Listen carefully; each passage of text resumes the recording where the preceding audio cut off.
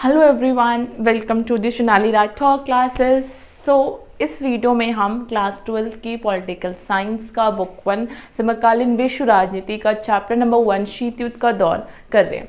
सो उसका जो हमारा सेकंड टॉपिक है, फर्स्ट मैंने जो सेकंड वीडियो है उसमें कवर अप कर दिया है। ओके, सो जो और जो उससे थोड़ा पहले का टॉपिक था मैंने फर्स्ट वीडियो में कवर अप कर दिया। दोनों के जो लिंक्स हैं मैं डिस्क्रिप्शन में डाल दूंगी।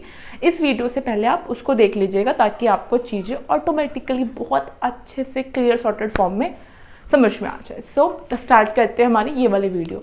सो इस वीडियो का जो टॉपिक है वो है शीत युद्ध का परिणाम, दो ध्रुवीय विश्व का आरंभ। ठीक है, बेसिकली शीत युद्ध का परिणाम क्या हुआ, ठीक है, तो वो हुआ दो ध्रुवीय विश्व का आरंभ। अब आप सोच रहे होंगे दो ध्रुवीय विश्व क्या है, तो एक ध्रुव ये हो गया, एक ध्रुव ये हो गया। ठीक है, दो ध्रुव बेसिकली जो आपको पता है। ठीक है, तो ना राजनीति में दो ध्रुवीय विश्व का आरंभ, तो अर्थ में आ जाते हैं हम। अर्थ क्या है इसका, विश्व राजनीति में अलग अलग विचारधाराओं पर चलने वाले दो गुट। तो पूरी विश्व राजनीति है, ठीक है, अलग अलग दो विचारधाराएं हैं, उसको फोकस कर रहे हैं दो गुट, दो ग्रुप्स। ठीक है, तो उससे कहा जाता है दो ध्रुवीय विश्व का आरंभ। तो जैसे कि हम पहले से पढ़े जा रहे हैं अमेरिका सोवियत संघ, अमेरिका सोवियत संघ।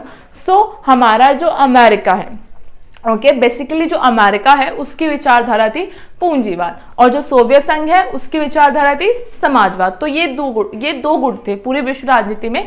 दो ध्रुवीय विश्व का आरंभ इन दो गुटों से हुआ, अमेरिका और सोवियत संघ। अमेरिका पूंजीवाद विचारधारा, सोवियत संघ समाजवाद विचारधारा। तो शीत युद्ध तो मैंने आपको फर्स्ट वाली वीडियो में पढ़ा दिया, तो एक बार आप उसको जाके चेकआउट कर लेना। सो नाउ यस, सो हम आ जाते हैं अपने टॉपिक पे। सोवियत संघ जो बेसिकली समाजवाद को फॉलो करता था। तो अब जो है, अब जैसे आपको पता है क्लास में दो बच्चों के बीच में लड़ाइयाँ हो रही हैं। फाइनली किसी भी क्लास में दो ग्रुप्स तो ऐसे होते हैं, एक बोलता है मैं 4 हूँ, तो दूसरा बोलता है तो तुम 4 हो तो मैं कम हूँ, मैं भी 5 हूँ। ठीक है, सो बेसिकली वैसे यहाँ पे हुआ, अमेरिका कह रहा मैं 4 हूँ तो सोवियत संघ मैं भी कम थोड़े हूँ। तो इन लोगों ने क्या करा, अपने ग्रुप्स को बढ़ाना शुरू किया। बेसिकली अपने अंडर जो है राज्य बाय राज्य, क्षेत्र बाय क्षेत्र अपने अंदर जो है एडजस्ट करते गए और बोलते गए ये क्षेत्र मेरा है, ये मेरी बात मानता है, तो देख मैं इतना पावरफुल हूँ। ठीक है, सो आ जाते हैं हम। तो समाजवाद में किसको, समाजवाद को फॉलो करते थे सोवियत संघ के समाजवाद को, सोवियत संघ को भी, और बेसिकली समाजवाद को भी फॉलो करते थे रूस, पूर्वी यूरोप के कम्युनिस्ट देश, पोलैंड, हंगरी, रोमानिया और बुल्गारिया। ये जो देश थे, या ये जो मतलब अंडर बाय स्टेट बोल लो, ये जो थे ये सोवियत संघ के समाजवाद को फॉलो करते थे। अब आ जाते हैं हम अमेरिका। सो अमेरिका को करने वाले थे ब्रिटेन और फ्रांस, अमेरिका को जो सपोर्ट करते थे बेसिकली अमेरिका को और पूंजीवाद विचारधारा को। ओके, सो बेसिकली ये था आपका दो गुट। ठीक है, विश्व राजनीति में दो विचारधाराओं वाले दो गुट। अब शीत युद्ध के कुछ परिणाम हुए, तो हम परिणाम को डिस्कस कर लेते हैं। एज यूजुअली रिजल्ट आपको पता है, कोई भी गुड थिंग होती है बैड थिंग होती है, रिजल्ट तो आता ही है। तो वैसे यहाँ पे भी कुछ रिजल्ट आए। सो रिजल्ट परिणाम देख लेते हैं। पहला परिणाम क्या हुआ, सैन्य सुरक्षा संगठन। अब भाई क्लास में दो बंदे हैं ऐसे, तो वो कुछ ना कुछ तो ऐसा करेंगे ताकि, अब जैसे पहले वाले बंदे को 15 बंदे सपोर्ट कर रहे हैं, वो कहेगा अरे भाई मेरी तो अच्छी खासी फैन फॉलोइंग है, 15 बंदे फॉलो कर रहे हैं मुझे, तो दूसरा वाला कहेगा मुझे कम ले रहा है, मेरे को 20 बंदे फॉलो कर रहे हैं। अब सो ऐसे यहाँ पे हुआ, वो कह रहा है मेरे को 15, तो वो कह रहा है मेरे को 20। तो ऐसी इसी फैन फॉलोइंग्स को बढ़ाने के लिए सैन्य सुरक्षा संगठन बनाया गया बेसिकली। ठीक है, तो जो हमारा पहला जो है सैन्य सुरक्षा संगठन वो अमेरिका ने बनाया। ठीक है, अमेरिका ने बनाया नाटो 1949 में, जो है आपका बेसिकली बनाया गया अमेरिका द्वारा NATO, North Atlantic Treaty Organisation, उत्तर अटलांटिक संधि संगठन। अब इस पे जो है, इस वाले जो आपका संधि है, इस पे 12 देशों ने हस्ताक्षर किए। उनके नाम बता देती हूँ मैं आपको एक बार, America, Canada, Britain, Belgium, Italy, पुर्तगाल और डेनमार्क। ठीक है, इसको आप वैसे शॉर्ट में भी लर्न कर सकते हो, इतना इंपॉर्टेंट नहीं है, बस इतना याद रखिए कि 12 सदस्यों ने इस पर हस्ताक्षर किए थे नाटो पे। ठीक है, America, Canada, Britain, Belgium, Italy, पुर्तगाल और डेनमार्क, और 2-3 और थे। सो अब तो भैया अमेरिका ने एक स्टेप आगे कर दिया। नाउ सोवियत संघ व्हाट टू डू, अब आप क्या करोगे। सो अब सोवियत संघ कुछ करे, इससे पहले अमेरिका ने एक चीज और कर दी भैया। वो क्या किया, 1954 में सीटो। ठीक है, इससे पहले सोवियत संघ कुछ करे, अमेरिका ले भाई ले, बैक टू बैक। ठीक है, तो फिलहाल तो अभी एक बैक टू बैक हुआ, सीटो 1954 में, साउथ एशिया ट्रीटी ऑर्गेनाइजेशन। ठीक है, South Asia treaty organisation so अब इसमें किस किस ने मतलब उसके पीछे पीछे चले या उसके ग्रुप में आए, तो दक्षिण पूर्व एशिया के जितने भी देश थे वो प्लस अमेरिका। वो देश कौन कौन से थे? अमेरिका, फिलीपींस, पाकिस्तान और थाईलैंड। ये कुछ देश थे जिसने अमेरिका को सपोर्ट किया सीटों में।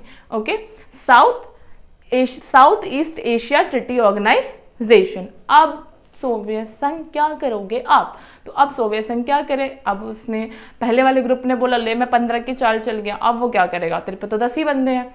सोवियत संघ ने एक चीज और करी। अब एक चीज क्या, उसकी पहली चीज थी वार्सा पैक्ट। 1955 में वार्सा पैक्ट पूर्वी यूरोप के जितने भी देश थे जो समाजवाद को फॉलो करते थे उनको अपने ग्रुप में डालते हुए उसने एक और संधि संगठन की रचना की, वार्सा पैक्ट। ठीक है, अब जैसे कि आपको पता है पूर्वी यूरोप गया सोवियत संघ के पास, पश्चिमी यूरोप गया अमेरिका के पास, पूरा यूरोप बन गया युद्ध का अखाड़ा दिस टाइम।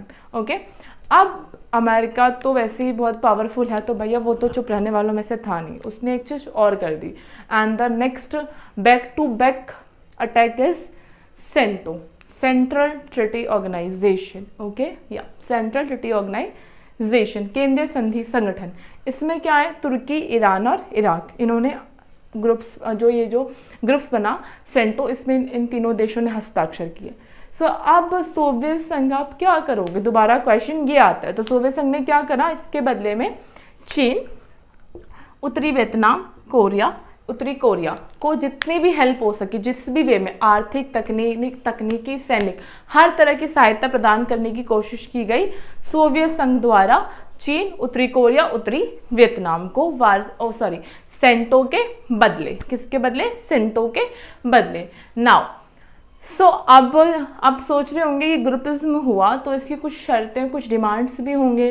तो इसकी शर्तें क्या थी? तो संधि के अनुसार अगर संधि में जितनी भी 3-4 संधियां हुई, इन चारों संधियों के अकॉर्डिंग क्या शर्त थी? तो इस संधि के अकॉर्डिंग अगर संधि में इंक्लूड, संधि पे जिन लोगों ने साइन किए हैं, बेसिकली नाटो में 12 है, उसमें 6-7 है, उसमें 3 है, तो संधि में इंक्लूडेड जितने भी देश हैं, ठीक है, किसी भी देश पर आक्रमण होता है या किसी भी देश पर हमला होता है तो वो सिर्फ एक देश पर हमला नहीं होगा, वो हमला जितने भी लोगों ने संधि पर हस्ताक्षर किए हैं उन सब पे माना जाएगा। मतलब एक चीज होगी तो वो तुम ये मत सोचो कि तुम उस ग्रुप में हो और उस ग्रुप का चौथा बंदा मारा गया है तो तुम पहले बंदे तो तुम बच गए।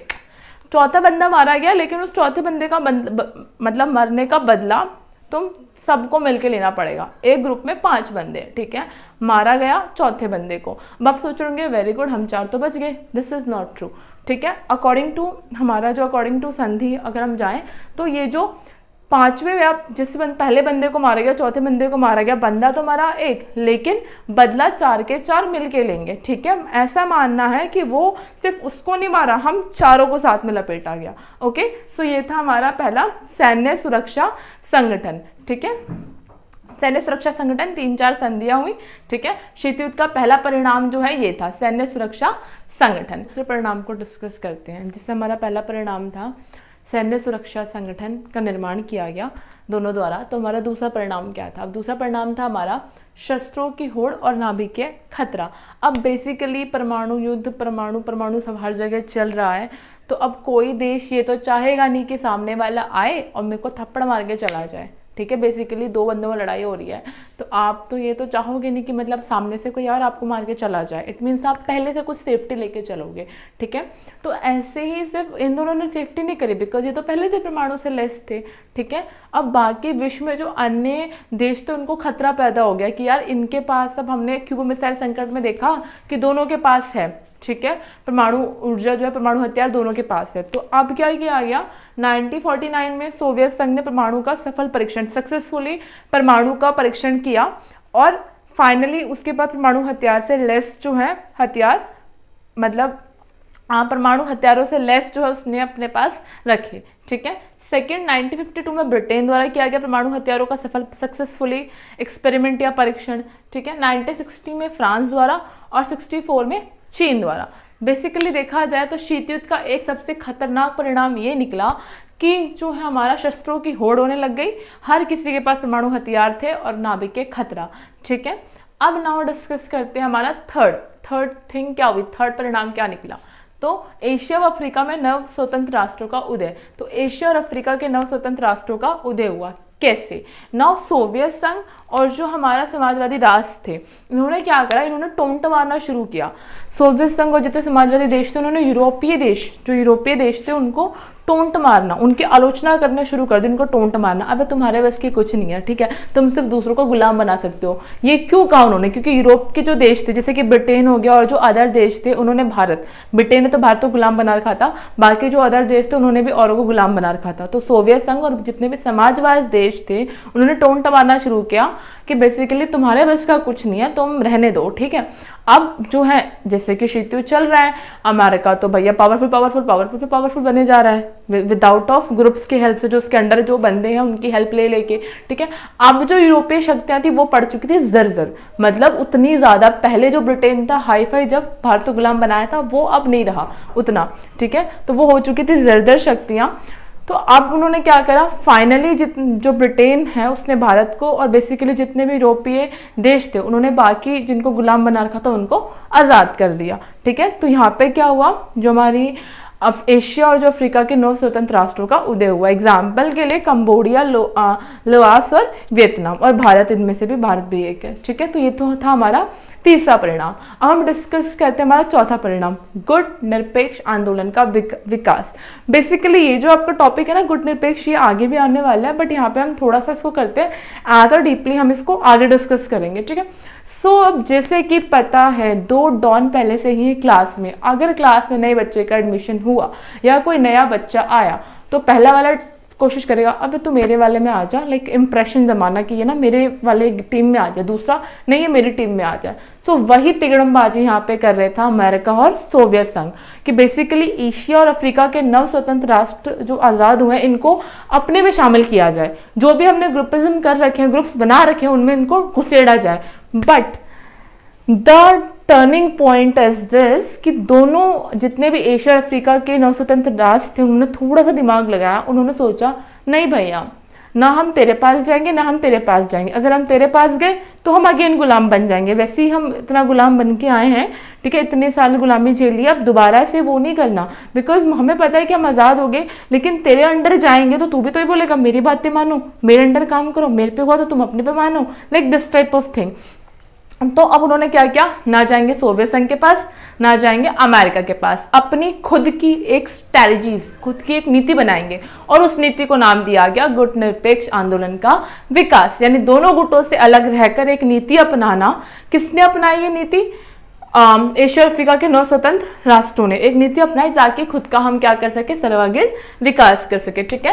सो बेसिकली गुट निरपेक्ष क्या है, दोनों गुटों से अलग रहने की नीति किसने अपनाई? एशिया और अफ्रीका के नव स्वतंत्र राष्ट्रों द्वारा इसकी स्थापना की गई। बाकी जो डीपली डिस्कस है वो हम आगे प्रॉपर जो टॉपिक है उसमें कर लेंगे, ठीक है। और किस लिए की गई? स्वयं के सर्वांगीण विकास हेतु। सो इन दिस वीडियो हमने डिस्कस किया शीत युद्ध के परिणाम क्या क्या हुए, शीत युद्ध, दो ध्रुवीय विश्व क्या होता है, दो ध्रुवीय विश्व के आरंभ होने से क्या क्या चीज़ें हुई, बेसिकली परिणाम क्या हुए। सो अगर आपको कोई भी इशू है तो आप स्क्रीनशॉट ले लेना, बाकी आई विल ट्राई कि मैं नोट्स प्रोवाइड कर सकूँ, ठीक है। But the most important thing is जब आप इस वाले वीडियो से ये वाला जो टॉपिक है इसको कवर अप करो तो लास्ट के जो 2 वीडियोज़ है ना उनको एक बार बेसिकली देख लेना, because of this is the base, वो बेस है, देन आगे टॉपिक डिस्कस कर रहे हैं।